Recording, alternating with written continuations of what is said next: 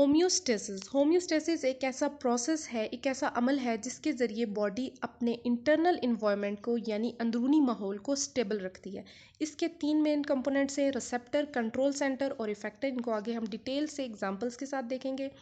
Homeo का मतलब होता है सेम और स्टेसिस का मतलब होता है स्टेट, यानी कि सेम स्टेट में रहना। होम्योस्टेसिस बड़ा क्रूशियल है लिविंग थिंग्स यानी जानदारों के सर्वाइवल के लिए, और ये हम कह सकते हैं कि एक्सटर्नल इन्वायरमेंट में जब कोई चेंज आ रहा है बैरूनी माहौल में, तो उसके आगे रेजिस्टेंस के तौर पे काम करके उसको स्टेबल करेगा।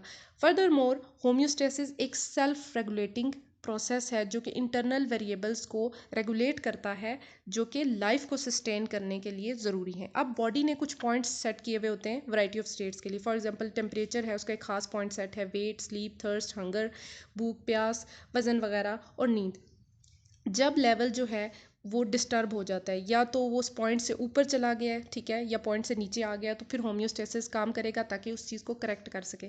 फॉर एग्जांपल अगर टेम्परेचर को रेगुलेट करना है तो स्वेटिंग होगी जब टेम्परेचर बहुत ज़्यादा हॉट हो जाएगा, और शिवरिंग होगी यानी बॉडी कांपेगी, कपकपाहट जिसे कहते हैं, जब टेम्परेचर बहुत ज़्यादा कोल्ड हो जाएगा। अब जो 3 कंपोनेंट्स की बात की थी, इफेक्टर, रिसेप्टर और कंट्रोल सेंटर।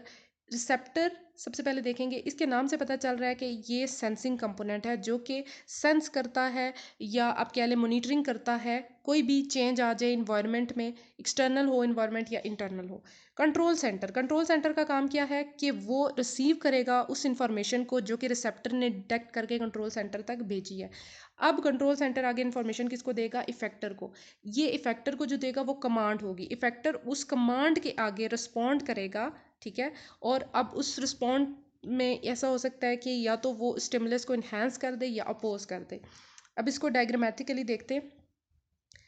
वेरिएबल में चेंज आया, ठीक है, बैलेंस इम्बैलेंस, या तो बहुत ज़्यादा होगी वो चीज़ या फिर कम होगी, ठीक है। दोनों सूरतों में क्या होगा? डिटेक्ट करेगा चेंज रिसेप्टर, वो इन्फॉर्मेशन भेजेगा कंट्रोल सेंटर को, कंट्रोल सेंटर आगे से क्या करेगा? कमांड भेजेगा इफेक्टर को, उसके अकॉर्डिंग रिएक्ट करेगा या रिस्पॉन्ड करेगा।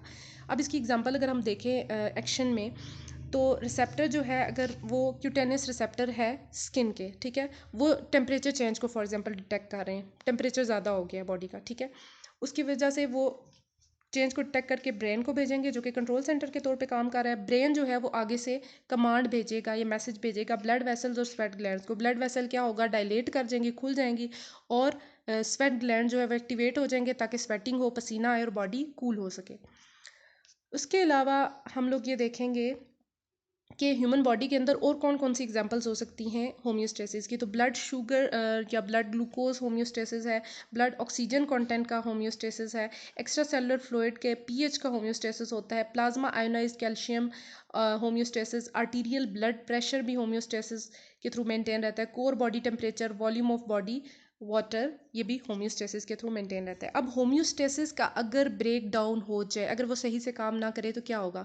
अगर तो होम्योस्टेसिस फेल कर रहा है, फेलियर हो रहा है उसके फंक्शन में, तो उसकी वजह से डिजीजेस, इलनेस, बीमारियां कॉज होंगी, ठीक है।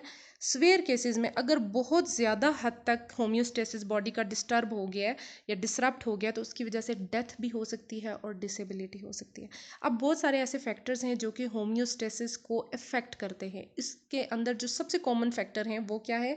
जेनेटिक्स, ठीक है, उसके अलावा फिजिकल कंडीशन बॉडी की, डाइट और न्यूट्रिशन कैसी है, कैसा खा पी रहा है, वेनम और टॉक्सिन, सर्टेन ऐसे जहरीली चीज़ें होती हैं, जहरीले सब्सटेंसेस होते हैं, उनकी वजह से साइकोलॉजिकल हेल्थ पर्सन की कैसी है, और उसके अलावा साइड इफ़ेक्ट्स सर्टेन मेडिसिन के और मेडिकल प्रोसीजर्स के। Thank you so much for watching my video.